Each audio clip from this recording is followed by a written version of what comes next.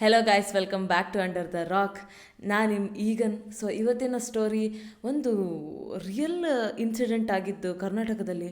ಅದ್ರ ಮೇಲೆ ಹೇಳಿದ್ರಕ್ಕಿಂತನೂ ಅದು ಆ ರಿಯಲ್ ಲೈಫ್ ಇನ್ಸಿಡೆಂಟ್ ಏನು ನಡೀತಲ್ಲ, ಅದು ನನಗೆ ಈ ಮೂವಿನ ನೆನಪು ಮಾಡ್ತು. ಸೊ ಏನಿದು ರಿಯಲ್ ಲೈಫ್ ಇನ್ಸಿಡೆಂಟ್ ಆಗಿದ್ದು ಕರ್ನಾಟಕದಲ್ಲಿ ಅಂದರೆ, ರೀಸೆಂಟ್ಲಿ ಒಂದು ನ್ಯೂಸ್ ನೋಡ್ತಾ ಇದ್ದೆ ನಾನು. ಶಿವಮೊಗ್ಗದಲ್ಲಿ ಒಂದು ಗಂಡ ಹೆಂಡತಿ ಇರ್ತಾರೆ. ಅವ್ರದ್ದು ಹಾಗೆ ನಾರ್ಮಲ್ ಫ್ಯಾಮಿಲಿ ಥರ, ಎಲ್ಲರ ಫ್ಯಾಮಿಲಿ ಥರನ ಒಂದು ನಾರ್ಮಲ್ ಫ್ಯಾಮಿಲಿದ್ದಿರ್ತದೆ. ಬಟ್ ಒಂದಿನ ಏನಾಗುತ್ತೆ ಅಂದರೆ, ಗಂಡ ಕೆಲಸ ಎಲ್ಲ ಮಾಡಿಕೊಂಡು ಮನೆಗೆ ವಾಪಸ್ ಬರ್ತಾನೆ. ಮನೆಗೆ ವಾಪಸ್ ಬಂದಾದಮೇಲೆ ತನ್ನ ಹೆಂಡತಿ ತನಗೆ ಊಟ ಹಾಕಲಿಲ್ಲ, ಊಟ ಬಡಿಸ್ಲಿಲ್ಲ ಅಂತ ಹೇಳ್ಕೊಂಡು ಆ ಹೆಂಡತಿಯನ್ನು ತಾನು ಕೊಲೆ ಮಾಡಿ, ಅವಳದ್ದು ಬಾಡಿ ಸ್ಕಿನ್ ಅವ್ರದ್ದು ಹೋಲ್ ಬಾಡಿಯಿಂದ ಸಪ್ರೇಟ್ ಮಾಡಿ, ಆ ಥರ ಹೇಗೆ ನಾವು ಬಚ್ಚರ ಅಂಗಡಿಯಲ್ಲೆಲ್ಲ, ಅಂದರೆ ಮಾಂಸದ ಅಂಗಡಿಯಲ್ಲೆಲ್ಲ ಮಾಂಸ ಸಪ್ರೇಟ್ ಮಾಡಿ, ಸ್ಕಿನ್ ಸಪ್ರೇಟ್ ಮಾಡಿ ಹೆಂಗೆ ಫುಡ್ ಕೊಡ್ತಾರಲ್ಲ, ಆ ಥರ ಸೇಮ್ ಅದೇ ರೀತಿಯಲ್ಲಿ ಆ ಮನುಷ್ಯ ಏನು ಮಾಡ್ತಾನೆ, ತನ್ನ ಹೆಂಡ್ತಿದು ಬಾಡಿಯನ್ನು ಆ ಥರ ಸಪ್ರೇಟ್ ಮಾಡಿ, ಅದ್ರದ್ದು ರುಂಡೆಯಿಂದ ಸಪ್ರೇಟ್ ಮಾಡಿ, ಅವಳು ಸ್ಕಿನ್ನನ್ನು ಸಪ್ರೇಟ್ ಮಾಡಿ, ಹಾಗೆ ಒಂದು 2-3 ದಿವಸ ಹಂಗೆ ಇರ್ತಾನೆ, ಹಾಗೆ ಬಿಟ್ಟಿರ್ತಾನೆ ಅದನ್ನು. ಬಟ್ ಅನಾಹುತ ಏನಂತಂದರೆ, ಅವನು ಇದೆಲ್ಲ ಮಾಡಬೇಕಾದ್ರೆ ತಂದು ಎಷ್ಟು 14 ಇಯರ್ ಓಲ್ಡ್ ಹುಡುಗನ ತಂದು ಅವನದೊಂದು ಮಗ ಇರ್ತಾನೆ. ಓಕೆ, ಸೊ ಆ ಮಗ ಕೂಡ ಆ ದಿವಸ ಮನೇಲೇ ಇದ್ದಿರ್ತಾನೆ. ಸೊ ಹೀಗೆ ಆ ಕೇಸ್ ಹೊರಗಡೆ ಬರ್ತಾಯಿತ್ತು. ಈ ಕೇಸ್ ಬಗ್ಗೆ ನೀವೆಲ್ಲ ನೋಡ್ದಂಗೆ, ನೀವು ಎಷ್ಟು ಜನ ನೋಡಿದಿರಿ ಈ ಕೇಸ್ ಅಂತ ಗೊತ್ತಿಲ್ಲ, ಬಟ್ ಇದು ನೋಡಿದ ಕೂಡಲೇ ನನಗೆ, ಈ ಕೇಸ್ ಬಗ್ಗೆ ಕೇಳಿದ ಕೂಡಲೇ ನನಗೆ ನೆನಪಾಗಿದ್ದು ಒಂದು ಕ್ರೇಜಿ ಕೊರಿಯನ್ ಮೂವಿ. ಆ ಕ್ರೇಜಿ ಕೊರಿಯನ್ ಮೂವಿ ಜೊತೆ ನನಗೆ ಮತ್ತೊಂದು ನೆನಪಾಗಿದ್ದು, ಇಷ್ಟೆಲ್ಲ ಕ್ರೈಮ್ ಡಾಕ್ಯುಮೆಂಟ್ರಿ ನೋಡಿದ್ದೀನಲ್ಲ ಅದರಲ್ಲೂ ಒಂದು. ಸೊ ಆ ಮೂವಿ ಮತ್ತು ಮತ್ತೊಂದು ಕ್ರೈಮ್ ಡಾಕ್ಯುಮೆಂಟ್ರಿನ ಇವತ್ತು ನಾನು ರಿಕಮೆಂಡ್ ಮಾಡ್ತಾಯಿದ್ದೀನಿ ನಿಮಗೆ.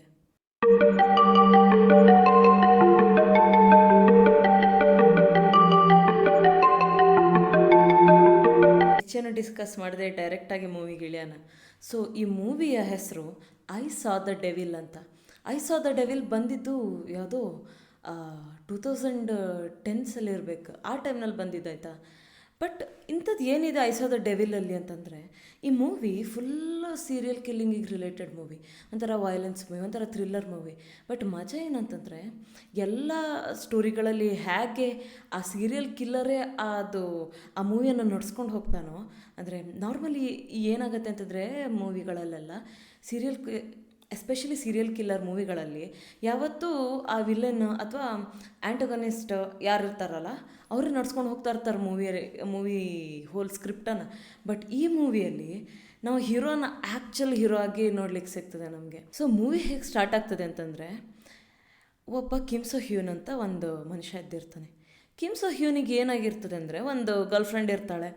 ಆ ಗರ್ಲ್ಫ್ರೆಂಡ್ ಒಂದಿನ ಮನೆಯಿಂದ ಅವ್ರದ್ದೆಲ್ಲೋ ಕೆಲಸದಿಂದನ ಎಲ್ಲೋ ಮನೆಗೆ ಹೋಗಬೇಕಾದ್ರೆ ಜೋರು ಮಳೆನೂ ಬರ್ತಾಯಿದೆ. ಓಕೆ, ರಾತ್ರಿ ಹೊತ್ತು. ಆ ಟೈಮ್ನಲ್ಲಿ ಏನಾಗಿದೆ, ಅವಳ ಗಾಡಿ ರೋಡ್ ಮಧ್ಯೆ ಬಂದು ನಿಂತುಬಿಟ್ಟಿದೆ.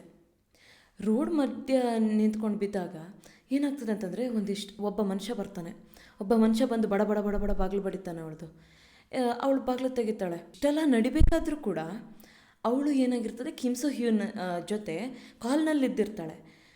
ಅವಳು ಕಾಲ್ನಲ್ಲಿ ಇರ್ಬೇಕಾದ್ರೆ ಈ ಮನುಷ್ಯ ಬರ್ತಾನೆ, ಹೊರಗಡೆದ್ದೊಬ್ಬ ಒಂದು ಗಾಡಿ ತೊಗೊಂಡು ನಿಲ್ಲಿಸ್ತಾನೆ. ಅಲ್ಲಿಂದ ಒಬ್ಬ ಮನುಷ್ಯ ಬರ್ತಾನೆ. ಆ ಮನುಷ್ಯ ಬಂದ್ಕೊಂಡೆ ಕೇಳ್ತಾನೆ, ಏನಮ್ಮ ಏನಾಯಿತು, ಗಾಡಿ ಹಿಂಗೆ ನಿಂತಿದೆಯಲ್ಲ ನಿಂದು ಅಂತೆಲ್ಲ ಹೇಳಿ ಕೇಳ್ತಾನೆ. ಅಷ್ಟೊತ್ತಿಗೆ ಅವಳು ಹೇಳ್ತಾಳೆ, ಹಾಂ ಸರ್, ಈಗ ಹೌದು ಗಾಡಿ ನಿಂತಿದೆ, ಬಟ್ ನಾನು ಆ ಟೋವಿಂಗ್ ಯಾರು ಬರ್ತಾರಲ್ಲ ಮೆಕ್ಯಾನಿಕ್, ಅವ್ರಿಗೆಲ್ಲ ಕಾಲ್ ಮಾಡಿದ್ದೀನಿ, ಇಲ್ಲೇ ಹತ್ತಿರ ಇರೋ ಗ್ಯಾರೇಜಿಗೆ ಕಾಲ್ ಮಾಡಿದ್ದೀನಿ, ಅವ್ರು ಬಂದು ಅದನ್ನು ನೋಡ್ಕೊತಾರೆ, ನೀವು ವರಿ ಮಾಡಬೇಡಿ ಅಂತ ಹೇಳಿ ವಿಂಡೋ ಕ್ಲೋಸ್ ಮಾಡ್ತಾಳೆ. ಆದರೂ ಕೂಡ ಆ ಮನುಷ್ಯ ಅಲ್ಲೇ ನಿಂತ್ಕೊಂಡು ಏನೇನೋ ಕ್ವಶನ್ ಕೇಳಲಿಕ್ಕತ್ಕೊಂತಾನೆ. ಇವಳು ಹೇಳ್ತಾಳೆ, ಇಲ್ಲ ಹಿಂಗೆ ಬರ್ತಾ ಇದ್ದಾರೆ ಹಂಗೆ ಹಿಂಗೆ ಅಂತೆಲ್ಲ ಹೇಳ್ಕೊಂಡು ಕ್ಲೋಸ್ ಮಾಡ್ತಾಳೆ. ಮತ್ತೊಂದು ಕಡೆ ಕಾಲಲ್ಲಿ ಇದ್ದಿರ್ತಾಳಲ್ಲ ಅವಳು ಕಿಮ್ ಸೋ ಹ್ಯೂನಿಗೆ ಹೇಳ್ತಾಳೆ, ಕಿಮ್ ಸೋ ಹ್ಯೂನ್, ಈ ಮನುಷ್ಯ ಹಿಂಗೆ ಬನ್ನಿ ಈ ಥರ ಮಾತಾಡ್ತಾ ಇದ್ದಾನಲ್ಲ ಹಂಗೆ ಹಿಂಗೆ ಅಂತೆಲ್ಲ ಹೇಳಿ ಕಿಮ್ ಸೋ ಹ್ಯೂನ್ ಎಲ್ಲ ಕೇಳ್ಕೊತಾ ಇರ್ತಾನೆ.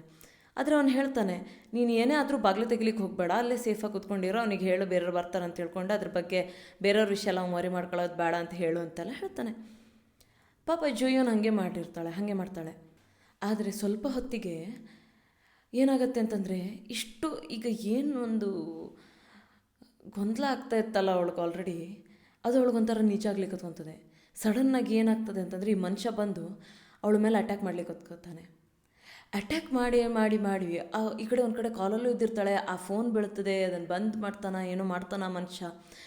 ಬಟ್ ಅವ ಆ ಮನುಷ್ಯ ಬೇರೊಬ್ಬ ಬಂದಿರ್ತಾನಲ್ಲ, ಸೊ ಆ ಮನುಷ್ಯ ಬಂದ್ಕೊಂಡು ಏನು ಮಾಡ್ತಾನೆ, ಅವಳು ಫುಲ್ ಅಟ್ಯಾಕ್ ಮಾಡ್ಲಿಕ್ಕೆ ಹತ್ಕೋತಾನೆ. ಸೊ ಅಟ್ಯಾಕ್ ಮಾಡಿ ಮಾಡಿ ಈ ಮನುಷ್ಯ ಕಡೆಗೆ ಅವಳನ್ನು ಕರ್ಕೊಂಡು ಹೋಗಿದ್ದು ಒಂದು ವೇರ್ ಹೌಸ್ ಥರ ಇರುವಂಥ ಪ್ಲೇಸಿಗೆ. ಸೊ ವೇರ್ ಹೌಸ್ ಥರ ಇರೋ ಪ್ಲೇಸಲ್ಲಿ ಒಂದು ಸ್ಟೋರೇಜ್ ಇರಬೇಕು, ಆ ಥರ ಏನೋ ಒಂದು ಇದ್ದಿರಬೇಕು. ಬಟ್ ಇದ್ರಲ್ಲಿ ಜಾಸ್ತಿ ಏನಿದೆ ಅಂತಂದರೆ ಕತ್ತಿ, ಕೊಡ್ಲಿ, ಕಡೆಗದಾದ್ಮೇಲೆ ಗಿಲೋಟಿನ್ ಅಂತ ಒಂದು ಏನ್ಷಿಯಂಟ್ ಕಾಲದಲ್ಲಿ ಯೂಸ್ ಮಾಡ್ತಿದ್ರು ಜನರನ್ನ ತಲೆ ಕಡ್ದು ಹಾಕಲಿಕ್ಕೆ, ಬಾಡಿಯಿಂದ ಸಪ್ರೇಟ್ ಮಾಡಲಿಕ್ಕೆ, ಆ ಥರ ಮಾಡಿ. ಸೊ ಅದಿದೆ. ಸೊ ಅವಳ ಅರೆಮರೆ ಇದರಲ್ಲೇ, ಅರೆಮರೆ ನೋವಲ್ಲೇ, ಅರೆಮರೆ ಕಾನ್ಷಿಯಸ್ನೆಸ್ಸಲ್ಲೇ ಅವಳು ಹೇಳ್ತಾಳೆ, ಸರ್ ಪ್ಲೀಸ್ ನನಗೆ ಬಿಟ್ಟುಬಿಡಿ, ನಾನು ನಿಮ್ಗೆ ದುಡ್ಡು ಬೇಕಾದ್ರೆಲ್ಲ ದುಡ್ಡು ಕೊಡ್ತೀನಿ, ಪ್ಲೀಸ್ ನನಗೆ ಬಿಡಿ, ಪ್ಲೀಸ್ ನನಗೆ ಬದುಕಲಿಕ್ಕೆ ಬಿಡಿ, ಹಾಗೆ ಅಂತೆಲ್ಲ ಹೇಳ್ತಾಳೆ. ಬಟ್ ನಮಗೆ ಆಶ್ಚರ್ಯ ಏನಂದರೆ, ಅವಳಿಗೆ ಎಷ್ಟು ಹೊಡೆದಿದ್ದಾನೆ ಈ ಮನುಷ್ಯ ಅಂತಂತಂದರೆ ಅವಳಷ್ಟು ಎಚ್ಚರ ಇದ್ದು ಮಾತಾಡೋದೇ ದೊಡ್ಡದು ಆ ಪಾಯಿಂಟಲ್ಲಿ. ಸೊ ಹಾಗಿದ್ದಿರ್ತದೆ. ಆದರೂ ಕೂಡ ಅವಳು ಒಂದು ಹೇಳ್ತಾಳೆ, ಸರ್ ಪ್ಲೀಸ್ ನನಗೆ ಬದುಕಲಿಕ್ಕೆ ಬಿಡಿ, ಯಾಕಂತಂದರೆ ನನ್ನ ಹೊಟ್ಟೆಯಲ್ಲಿ ಒಂದು ಮಗು ಉಂಟು, ಅದು ಬರ್ತಾಗಬೇಕು, ಅದು ಹುಟ್ಟಬೇಕು, ಅದಕ್ಕೋಸ್ಕರ ಪ್ಲೀಸ್ ನನಗೆ ಬದುಕಲಿಕ್ಕೆ ಬಿಡಿ, ನಿಮಗೆ ದುಡ್ಡು ಬೇಕಾದ್ರೆ ನಾನು ದುಡ್ಡು ಕೊಡ್ತೀನಿ, ಅದೆಲ್ಲ ಹೇಳ್ತಾಳೆ. ಬಟ್ ಈ ಮನುಷ್ಯ ಜಸ್ಟ್ ದುಡ್ಡಿಗಾಗಿ ಈ ಕೃತ್ಯಗಳನ್ನು ಮಾಡ್ತಿದ್ದಾನೆ ಅಂತ ಹೇಳಿಕೊಂಡು ಯಾವುದೇ ಥರ ಪ್ರೂಫ್ ಇರಲಿಲ್ಲ. ಸೊ ಅದಂತೂ ಪಕ್ಕ ಕನ್ಫರ್ಮೇಷನ್, ಇವನಿಗೆ ದುಡ್ಡು ಬೇಡ, ಇವ ತಂದು ಓನ್ ಹ್ಯಾಪಿನೆಸ್ಗೆ, ತಂದು ಓನ್ ಮಜಕ್ಕೋಸ್ಕರ ಇವಳಿಗೆ ಈ ಥರ ಟಾರ್ಚರ್ ಕೊಡ್ತಾ ಇರೋದು ಅನ್ನೋದು ನಮಗೆ ತಿಳಿದು ಬರ್ತದೆ. ಅಷ್ಟೆಲ್ಲ ಆದಮೇಲೆ ನೆಕ್ಸ್ಟ್ ಸೀನು ಯಾವುದಕ್ಕೆ ಶಿಫ್ಟ್ ಆಗ್ತದೆ ಅಂತಂದರೆ, ಪೊಲೀಸಿಗೆ ಒಂದು ಕಾಲ್ ಬರ್ತದೆ. ಇಲ್ಲೇ ಹತ್ತಿರದಲ್ಲಿರುವಂಥದ್ದು ಒಂದು ಸಣ್ಣ ಸ್ಟ್ರೀಮ್ ಅಂತಂದರೆ ಒಂದು ನದಿಯಲ್ಲ, ಏನಂತಾರೆ, ಸಣ್ಣ ನೀರು ಪಾಸಾಗುವಂಥ ಜಾಗ, ಅದೊಂದು ಸಣ್ಣ ಒಂದು ಹೊಳೆ ಥರ.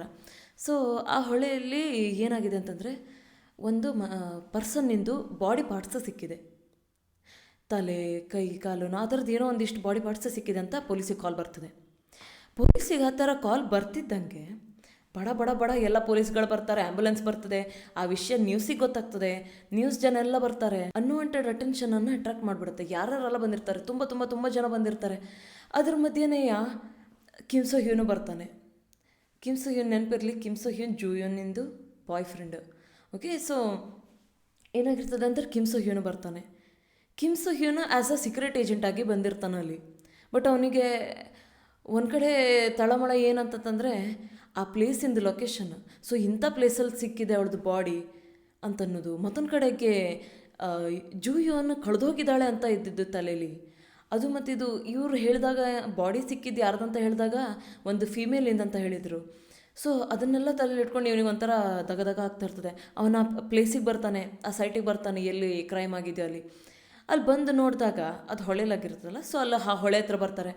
ಅದು ಆಲ್ರೆಡಿ ಕತ್ಲೆ ಆಗ್ತಾ ಬಂದಿರ್ತದೆ. ಸೊ ಇದಾಗದು ನೆಕ್ಸ್ಟ್ ಡೇ. ಓಕೆ, ಸೊ ಕತ್ಲಾಗ್ತಾ ಬಂದಿರ್ತದೆ. ಇವನು ಸ್ವಲ್ಪ ಹೆಸಿಟೇಟ್ ಮಾಡ್ಕೊತಾನೆ ನಡ್ಕೊಂಡು ಹೋಗ್ತಾನೆ ಅಲ್ಲಿ ಆ ಪ್ಲೇಸಿಗೆ, ಎಲ್ಲಿ ಪೊಲೀಸ್ಗಳೆಲ್ಲ ಏನು ಗುಂಪು ಮಾಡ್ಕೊಂಡು ನಿಂತಿರ್ತಾರಲ್ಲ ಆ ಪ್ಲೇಸಿಗೆ ಹೆಸಿಟೇಟ್ ಮಾಡ್ಕೊತಾನೆ ಹೋಗ್ತಾನೆ.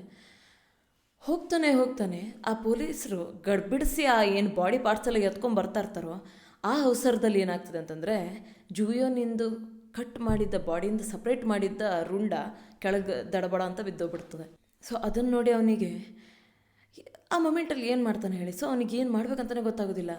ಬಟ್ ಸ್ಲೋಲಿ ಇವನು ಜೂಯೋನ್ ತನ್ನ ಗರ್ಲ್ ಫ್ರೆಂಡಿಗೆ ನ್ಯಾಯ ಕೊಡಿಸುವಂಥ ಕೆಲಸನ ತಾನೇ ಮಾಡ್ತೀನಿ, ತನ್ನ ಕೈಲಿ ಇಟ್ಕೊತೇನೆ ಅಂತ ಹೇಳ್ಕೊಂಡು ತಾನು ಆ ಮಿಷನ್ಗೆ ಇಳಿತಾನೆ. ಸೊ ಇದೆಲ್ಲ ಮಾಡಿದ್ಯಾರು ಅಂತ ಅವನು ಹುಡ್ಕೊತಾ ಹೋಗ್ತಾ ಇರಬೇಕಾದ್ರೆ ಅವನಿಗೆ ಬೇರೆ ಬೇರೆ ಕ್ರಿಮಿನಲ್ಸ್ ಸಿಗ್ತಾರೆ, ಬೇರೆ ಬೇರೆ ಯಾರ್ಯಾರು ಕ್ರಿಮಿನಲ್ಸ್ ಸಿಗ್ತಾರೆ. ಸೊ ಹಾಗೆ ಎಲ್ಲ ಕ್ರಿಮಿನಲ್ಸನ್ನು ಇವನಲ್ಲ ಅಂತ ಹುಡ್ಕೋತಾ ಹೋದ್ಮೇಲೆ ಅವನಿಗೆ ಲಾಸ್ಟು ಯಾರು ಕ್ಯೋಂಗ್ಚೊಲ್ ಅಂತ ಇದ್ದಿರ್ತಾನೆ. ಸೊ ಕ್ಯೋಂಗ್ಚೊಲ್ಲೇ ಇವಳಿಗೆ ಜೂಯೋನಿಗೆ ಟಾರ್ಚರ್ ಮಾಡಿ ಸಾಯಿಸಿದ್ದಾಗಿದ್ದಿರ್ತದೆ. ಸೊ ಅವನಿಗೆ ಕ್ಯೋಂಗ್ಚೊಲ್ ಸಿಗ್ತಾನೆ. ಬಟ್ ಇವನು ತಾನು ಹೆಂಗೆ ದಿನ ನರಳ್ತಾ ಇದ್ದಾನಲ್ಲ ಅದೇ ಥರ ಈ ಸೀರಿಯಲ್ ಕಿಲ್ಲರು ಕೂಡ ನರಳಿ ಸಾಯಬೇಕು ಅಂತ ಹೇಳ್ಕೊಂಡು ಅವನಿಗೆ ಏನು ಮಾಡ್ತಾನೆ ಅಂತಂದರೆ ಟಾರ್ಚರ್ ಮಾಡ್ತಾನೆ. ಅವ್ನು ಹಿಡಿತಾನೆ ಅವನನ್ನು ಕೂಡ. ಸೊ ಆಗ ಅವನು ಏನು ಮಾಡ್ತಾನೆ ಅಂದರೆ ಕ್ಯೋಂಗ್ಚೊಲ್ ಸಿಕ್ಕಿದ್ದೆ ಅವನಿಗೆ ಟ್ರ್ಯಾಕ್ ಮಾಡ್ಲಿಕ್ಕೆ ಹತ್ಕೊತಾನೆ. ಸೊ ಟ್ರ್ಯಾಕ್ ಮಾಡ್ತಾ ಅವ್ನು ಎಲ್ಲೆಲ್ಲಿ ಕ್ರೈಮ್ ಮಾಡ್ಲಿಕ್ಕೆ ಹೋಗ್ತಾನಲ್ಲ ಅದೆಲ್ಲ ಪ್ಲೇಸಿಗೂ ಅವ್ನು ಹೋಗ್ತಾನೆ. ಕ್ರೈಮ್ ನಡೆದ್ಬಿಡ್ತದೆ. ಇವನು ಕ್ಯೋಂಗ್ಚೊಲ್ ಏನಾದರೂ ಕೆಟ್ಟದ್ದು ಮಾಡ್ತಾನೆ ಅನ್ನೋ ಅಷ್ಟೊತ್ತಿಗೆ ಇವ ಕ್ಯೋಂಗ್ಚೊಲ್ ಮೇಲೆ ಅಟ್ಯಾಕ್ ಮಾಡಿ ಅವನಿಗೆ ಟಾರ್ಚರ್ ಮಾಡಿ ಬಿಟ್ಟು ಹೋಗ್ತಾನೆ. ಮತ್ತದೇ ನಡೀತದೆ. ಮತ್ತೆ ಕ್ಯೋಂಗ್ಚೊಲ್ ಮತ್ತು ಬಾಲ್ಸಿ ಹಾಕ್ಕೊಂಡು ಹೋಗ್ಕೊಂಡು ಮತ್ತೊಂದು ಕ್ರೈಮ್ ಮಾಡ್ಲಿಕ್ಕೆ ಹೋಗ್ತಾನೆ.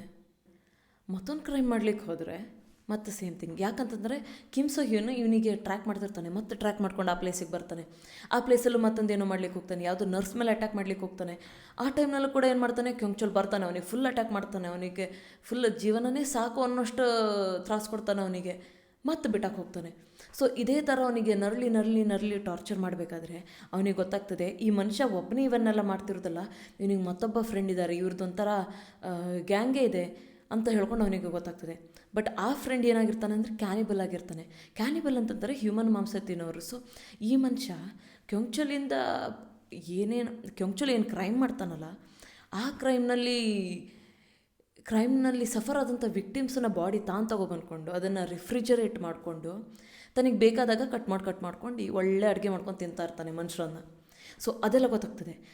ಸೊ ಕಿಮ್ ಸೋ ಹ್ಯೂನ್ ಹೇಗೆ ಕ್ಯೊಂಗ್ಚುಲ್ ಮತ್ತು ಅವನ ಫ್ರೆಂಡ್ ಮತ್ತು ಇದೊಂದು ಸಣ್ಣ ಗ್ಯಾಂಗ್ ಇತ್ತಲ್ಲ ಅದನ್ನೆಲ್ಲ ಹಿಡ್ದ, ಹೇಗೆ ಆ ಪೊಲೀಸಿಗೆ ಅದನ್ನು ರಿಪೋರ್ಟ್ ಮಾಡ್ದ, ಅದ್ರ ಮಧ್ಯೆ ಏನೇನೆಲ್ಲ ತೊಂದರೆ ಆಯಿತು, ಇವನು ಯಾವ್ಯಾವ ರೀತಿಯಲ್ಲಿ ಹೇಗೆ ಅವರಿಗೆ ಟಾರ್ಚರ್ ಕೊಟ್ಟ, ಅದನ್ನೆಲ್ಲ ನೋಡೋದು ಈ ಮೂವಿದೊಂದು ಅಸೆನ್ಸ್. ಅಷ್ಟು ಮಸ್ತಿದೆ movie.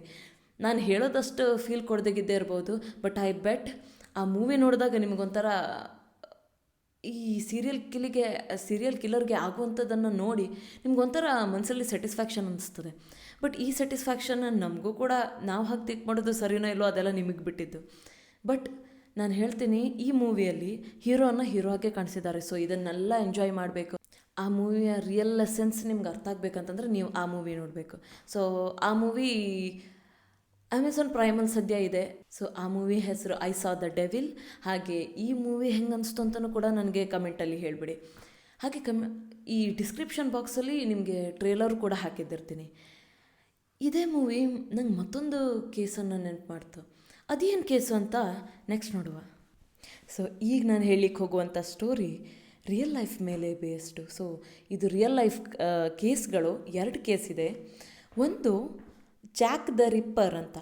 So Jack the ripper ಏನಿದೆ ಅಂತಂದರೆ ಇದು 1940s 70s ಟೈಮ್ನಲ್ಲಿ ನಡೆದಂಥದ್ದು ಒಂದು ಕೇಸ್. ಇದರಲ್ಲೂ ಕೂಡ ಸೇಮ್ ವುಮೆನ್ ಮೇಲೆ ನಡೆಯುವಂಥ ಸೀರಿಯಲ್ ಕಿಲ್ಲಿಂಗ್ಸು.